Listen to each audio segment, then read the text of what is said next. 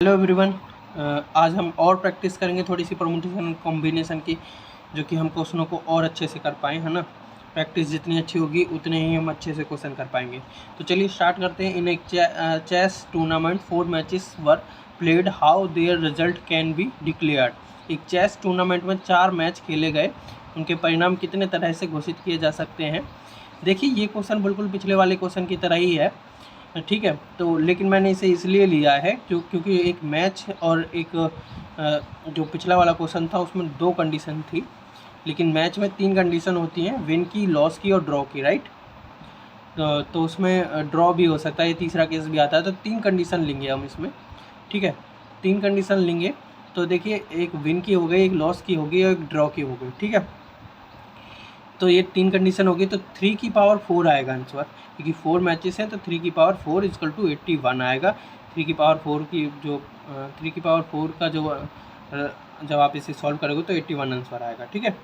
अब अगला क्वेश्चन देखते हैं। How can a student fail taking a test of 5 subject. देखिए जब एक छात्र 5 विषयों की परीक्षा देता है, वह कितनी प्रकार से फेल हो सकता है। देखिए वो कितने सब्जेक्ट हैं, देखिए कितने प्रकार से फेल हो सकते हैं। एक सब्जेक्ट में भी तो फेल हो सकता है वो, तो 5C1 हो सकता है ना। 2 सब्जेक्ट में भी फेल हो सकता है, 5C2 2 प्रकार से, है ना। 5C3 3 सब्जेक्ट में फेल हो सकता है, 5C4 4 सब्जेक्ट में फेल हो सकता है, प्लस 5C5 पाँचों के पाँचों सब्जेक्ट में फेल हो सकता है। तो इतनी प्रकार से वो फेल हो सकता है। तो देखिए 5C1 को सॉल्व करेंगे तो 5 आएगा, 5C2 को सॉल्व करेंगे तो 10 आएगा, 5C3 को सॉल्व करेंगे तो 10 ही आएगा। वो 5C2 इक्वल टू 5C3 होता है, ठीक है। और 5C4 को जब आप सॉल्व करोगे तो 5 आएगा, और जब 5C5 को सॉल्व करोगे तो 1 आएगा। इन सबको आप जब ऐड करोगे, जोड़ोगे तो 31 आंसर आएगा। देखिए इसका डायरेक्ट फार्मूला भी होता है। डायरेक्ट फार्मूला इस प्रकार होता है 2 की पावर n-1, ठीक है। और n होता है नंबर ऑफ सब्जेक्ट, ठीक है। तो अब चलिए हम थोड़ा अगला क्वेश्चन देखते हैं। अगला क्वेश्चन है, there are 6 questions in a paper, how can a student solve 1 और मोर क्वेश्चंस। एक प्रश्न पत्र में 6 प्रश्न है, एक छात्र एक या अधिक प्रश्नों को कितनी तरह से हल कर सकता है। देखिए ये इस फॉर्मूले से सॉल्व हो सकता है, बिल्कुल ऐसा ही क्वेश्चन है। 2 की पावर 6 माइनस 1 64 आएगा। 2 की पावर 6 को अगर सॉल्व करोगे तो, है ना, 64 आएगा, माइनस 1 तो 63 आएगा इसका आंसर, ठीक है। और देखिए 6C1, है ना, क्वेश्चन सॉल्व करना। 6C1 6 क्वेश्चन है, 1 सॉल्व किया, प्लस 6C2 2 सॉल्व किया, 6C3 3 सॉल्व किए, 6C4 4 सॉल्व किए, 6C5 5 सॉल्व किए, प्लस 6C 6 के 6 सॉल्व किए, इक्वल टू क्या आएगा, 63 आंसर आएगा। 63 आंसर आएगा इसका, ठीक है। आप इसे सॉल्व करके देखोगे तो आपका आंसर 63 ही आएगा। अब चलिए अगला क्वेश्चन देखते हैं। How many triangles can be formed by joining the sides of a regular hexagon. एक समषटभुज की भुजाओं को मिलाकर कितने त्रिभुज बनाए जा सकते हैं। देखिए एक समषटभुज है, मतलब उसके अंदर 6 भुजाएं होंगी, ठीक है, 6 साइड्स होंगे। तो हम n जो है 6 हो गए, तो देखिए 6 और त्रिभुज बनते हैं 3 भुजाओं से, है ना, 3 साइड से त्रिभुज बनते हैं, ठीक है। तो हम लिखेंगे 6C3, ठीक है, ठीक है। अगर ये होता ना कि 4 भुजा, मतलब किसकी होती है, रेक्टेंगल की, तो रेक्टेंगल का होता तो हम यहाँ 4 लिखते, त्रिभुज का इसलिए 3 लिखा है। 6C3 इक्वल टू 6 की फैक्टोरियल 3 फैक्टोरियल इंटू 3 फैक्टोरियल। जब 6C3 को आप सॉल्व करोगे तो ये आएगा, और जब आप इसे पूरा सॉल्व करोगे 6 से 6 कट जाएगा, 3 इंटू 2 6 होता है तो ये 6 काट देगा, एंड 4 इंटू 5 इक्वल टू आएगा 20, ठीक है, ये इसका आंसर आएगा। अब अगला क्वेश्चन देखते हैं। हाउ मैनी डायगोनल्स, मतलब विकर्ण, कैन एन ऑक्टागोनल हैव। एक अष्टभुज में अधिकतम कितने विकर्ण हो सकते हैं। देखिए इसका ना एक फॉर्मूला होता है, n इक्वल टू 8 है, इसका फॉर्मूला होता है n-3 इंटू में होता है ये n इंटू n-3 अपॉन में 2। तो 8 हो गया n, और n-3 8 - 3 अपॉन में 2। ठीक है, ये हो गया 8 और ये हो गया 5। 8 इंटू 5 कितना होता है 40 अपॉन में 2 कितना आ जाएगा 20, राइट। और देखिए इसका ना कॉम्बिनेशन से इसका एक से भी इसे हम सॉल्व कर सकते हैं। आप देख सकते हैं इसका लॉजिक, कॉम्बिनेशन से नंबर ऑफ डायगोनल्स कैसे निकालते हैं। तो देखिए 8 होते हैं, राइट, 8 होते हैं। तो जब हम इसे विकर्ण बनाएंगे, ये देखिए जब हम इसे, ये हो गया, ये इसके विकर्ण होगा, राइट। अच्छा, ये इससे ये इस पॉइंट को मिलाऊं तो क्या विकर्ण होगा? नहीं, ये विकर्ण नहीं होगा, ये भुजा हो गया ना। लेकिन ये होगा, मतलब दो पॉइंटों को इस तरीके से मिलाऊंगा जब विकर्ण होगा, ये विकर्ण होगा। लेकिन इससे इसे मिलाऊंगा, ये विकर्ण नहीं होगा, राइट। मतलब ये जो 8 साइड है, किसी में 4 भी होती हैं तो 4 साइड होती हैं, ठीक है। तो मैं इसे इस तरीके से लिखता हूँ, जब दो पॉइंटों को मिलाऊंगा तो एक विकर्ण बन रहा है, राइट। तो 8 की पावर 8 C2 लिख सकता हूँ मैं इसे, राइट। और इसी प्रकार से इसके सभी रिजल्ट निकल जाएंगे 8 C2 से -8। तो इन भुजाओं को मैं माइनस कर रहा हूँ, जो पॉइंटों को मैं मिला रहा हूँ जब, है ना। तो इनसे तो नहीं बनना विकर्ण, तो मैं इन्हें माइनस कर रहा हूँ। जब आप इसे सॉल्व करोगे तो 8 इंटू 7 अपॉन में 2 आएगा -8, ठीक है।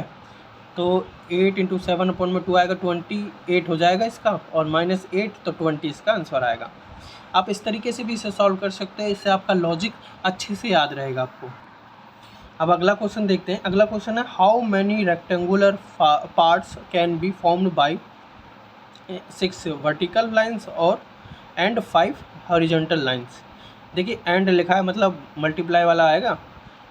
6 खड़ी लाइन है, वह 5 आड़ी लाइनों से अधिकतम कितने आयताकार भाग बन सकते हैं। देखिए ये 2 ले लेते हैं, 1 2, ठीक है। इन 2 की ज़रूरत पड़ेगी मुझे आयताकार बनाने के लिए, और इन 2 की ज़रूरत पड़ेगी। ये 2 तो इस तरीके से लग जाएंगे और ये 2 ऐसे रहेंगे, ठीक है। तो एक बन जाएगा। तो मैं इसे लिख सकता हूँ 5 में मुझे 2 की ज़रूरत पड़ रही है, ये जो है इन लाइनों की, ये वर्टिकल की भी 2 की ज़रूरत पड़ रही है, तो मैं लिख सकता हूँ 5C2 की हॉरिजॉन्टल की भी मुझे 2 की ज़रूरत पड़ रही है, 5C2 एक रेक्टेंगल बनाने में, और 6C2 क्योंकि इसकी भी 2 की ज़रूरत पड़ रही है मुझे, है ना। टोटल तो 4 चाहिए मुझे। 5C2 इंटू 6C2 क्योंकि एंड है तो मल्टीप्लाई होगा, राइट, ठीक है। ये मैंने आपकी आसानी के लिए एंड वाला बताया है, ठीक है। 6 इंटू 5 अपॉन में 2, जब 5C2 को आप सॉल्व करोगे, इंटू में 5 इंटू 4 अपॉन में 2, जब 6C2 को आप सॉल्व करोगे तो आएगा आपका 15। जब 6 इंटू 5 अपॉन में 2 होगा तो सॉल्व करोगे तो 15 आएगा। 5 इंटू 4 अपॉन में 2 को सॉल्व करोगे जब 10 आएगा, तो आंसर आ जाएगा 150, ठीक है। अब अगला क्वेश्चन देखते हैं। 11 books have to be kept in a box in such a way that the oldest and the newest book is not together. 11 पुस्तकों को एक कपाट में इस तरह से रखना है कि सबसे पुरानी व सबसे नई पुस्तक एक साथ न हो। तो देखिए इसका ना एक फॉर्मूला होता है, n=11 लिख दिया, n=11 है तो n-1 n-2 फैक्टोरियल, इसका एक फॉर्मूला होता है। तो n-1 11 से माइनस करेंगे 1 तो 10 आएगा, और n-2 मतलब 11 में से 2 जाएंगे तो 9 आएगा, और ये फैक्टोरियल का फैक्टोरियल, ये इसका आंसर हो गया। लेकिन एक्चुअली इसमें लॉजिक क्या है, देखिए अरेंजमेंट करेंगे, टोटल वेज कितने होंगे, इन सबको अरेंजमेंट करेंगे तो 1 2 3 4 5 6 7 8 9 10 11 बुक है तो 11 प्लेस होंगे, तो टोटल वेज कितने होंगे 11 फैक्टोरियल आएगा इसका, ठीक है।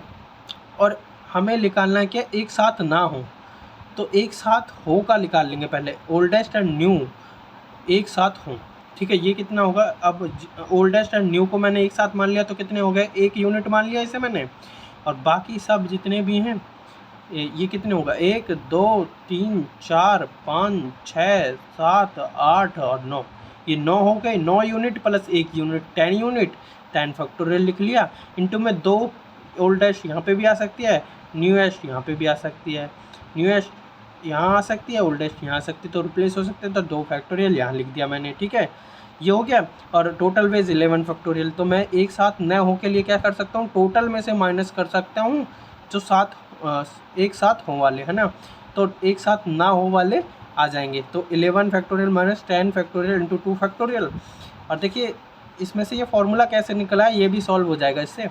देखिए फिर जो है 11 इंटू 10 फैक्टोरियल लिख सकता हूँ मैं इसको, माइनस 10 फैक्टोरियल इंटू 2, ठीक है। 10 फैक्टोरियल मैंने कॉमन ले लिया, ठीक है। 11 माइनस 2 और फिर आएगा 9 इंटू 10 फैक्टोरियल।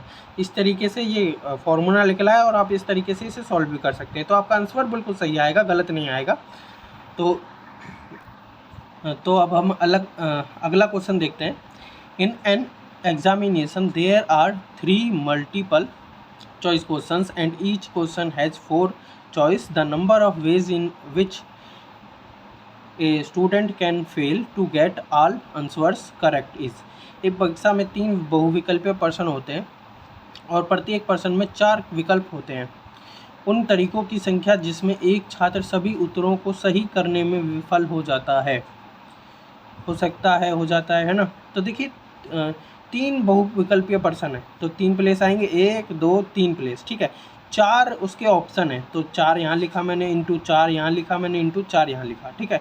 तो टोटल वेज कितने हो गए 64। और करेक्ट अगर मैं एक ही होगा करेक्ट तो उन चारों में से, तो correct 1 into 1 into 8 1, right. 1 into 1 into 1, ठीक है। जब 1 की गुना 1 से करूँगा, 1 की गुना 1 से करूँगा तो 1 ही आएगा। तो करेक्ट कितने होंगे 1 होगा, ठीक है। तो अगर मैं इसे टोटल में से 1 को घटा दूँ तो मेरा जो है विफल हो सकता है क्या वाला आंसर निकल आएगा, right. Fail to get all answers correct is क्या आएगा 63 आएगा। 64 इसका टोटल है, 64 माइनस 1 63 आएगा, राइट। अब देखिए अब अगला क्वेश्चन देखते हैं। The number of triangles formed by diagonals, ठीक है। The number of triangles formed by diagonals with A total of 3 and points in an octagon, ठीक है। एक अष्टभुज में कुल 3 शीर्ष बिंदुओं वाले विकर्णों द्वारा निर्मित त्रिभुजों की संख्या। देखिए इस तरीके से भी क्वेश्चन आ सकता है। क्वेश्चन वही है, त्रिभुज बनाने हैं, ठीक है, पर इसमें आ गया एंड पॉइंट। तो देखिए एन जो है 8 है और त्रिभुज बनते हैं 3 भुजाओं से, तो 8C3 आ गया इसका आंसर, 8C3। इसे मैं और सॉल्व करूँगा तो 8 फैक्टोरियल 5 फैक्टोरियल इंटू 3 फैक्टोरियल, इसे मैं और करता हूँ 8 इंटू 7 इंटू 6 अपॉन 6, ठीक है। तो आएगा 56 इसका आंसर आएगा, राइट। आप इसी प्रकार से और क्वेश्चन कर सकते हैं। सभी क्वेश्चन इन्हीं लॉजिकों से इसी प्रकार से होंगे, ठीक है। और ऐसी वीडियो के लिए हमारे चैनल को सब्सक्राइब कीजिए, शेयर कीजिए, लाइक कीजिए। Thank you.